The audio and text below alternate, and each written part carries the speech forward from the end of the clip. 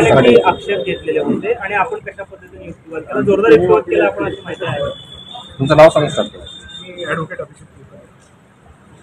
आक्षेप असा घेण्यात आलेला होता की जो फॉर्म आहे म्हणजे ॲफिडेव्हिट, त्यामध्ये उत्पन्नाची साधनं जाहीर केली पण त्याचे पर्टिक्युलर्स दिले, त्याचा तपशील देण्यात आलेला नाही हा अर्थ होता.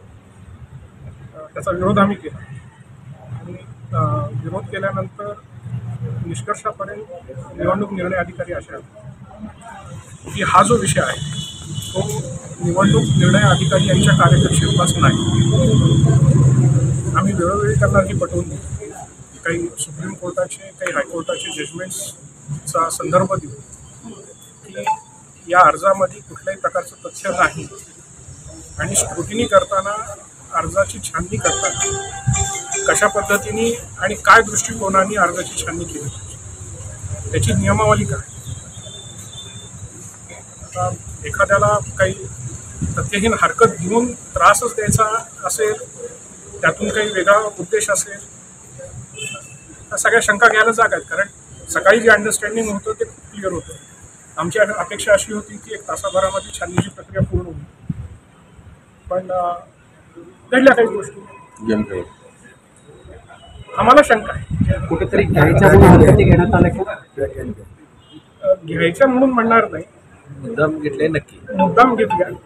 सकाळी काय सांगितलं? सकाळी मला असं सांगण्यात आलं, 9 पॉईंट सांगतो की जे काही जाहीर केले, जे काही भाजपच्या सदस्य उमेदवारांनी जाहीर केलेलं आहे त्याच पद्धतीने राष्ट्रवादीच्या उमेदवारांनी पण जाहीर केले.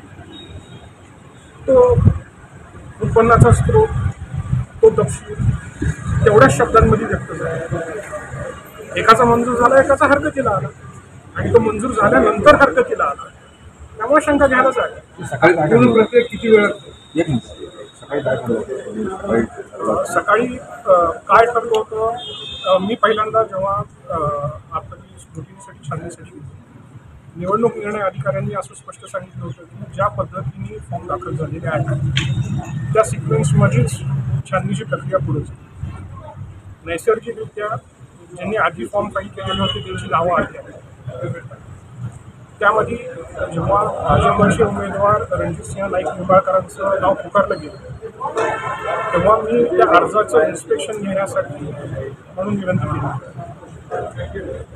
माझं अर्जाचं इन्स्पेक्शन चालू असताना माझ्या पाठीमागं बसलेल्या लोकांमध्ये काय घडामोडी झाल्या याच्याबद्दल मी सांगू शकत नाही, पण सर्वसाधारण चर्चा कानावर माझ्या अशी आली की कोणीच कोणाच्या अर्जाला हरकत केली आणि सगळ्यांनी खेळीमेळीच्या वातावरणात जे काही असेल ते लोकांना ठेवू द्यायचं आणि काय असेल ते इलेक्शनला सामोरं जायचं. जेव्हा असं सगळ्यांमध्ये एकमत असतं, सामंजस्य असतं, तेव्हा सगळ्यांसाठीच ती प्रक्रिया सोपी होणं अपेक्षित. त्यानुसार दिलेल्या शब्दानुसार आम्ही कोणाच्याही उमेदवारीवर हरकत घेतली नाही.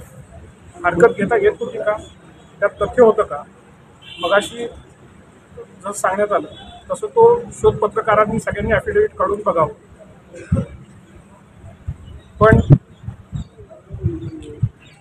तो अर्ज मंजूर झाला भाजपच्या उमेदवाराचा. मला जो सिक्वेन्स आठवतो त्याच्यानुसार भाजपचे उमेदवार खोलीतून बाहेर पडले. नंतर जेव्हा धैर्यशील मोहिते पाटलांचा अर्ज पुकारला गेला त्यानंतरच पुकारला गेला, कारण दोन्ही अर्ज एकाच दिवशी दाखल झाले. त्या अर्जाला हरकत आम्ही वेळ मागितला आणि आत्ता 4 वाजता हिअरिंग सुरू झाली आणि शेवटी आम्हाला त्यात यश आलं. पण मग कायद्यामध्ये अशी तरतूद नाही आहे का, समजा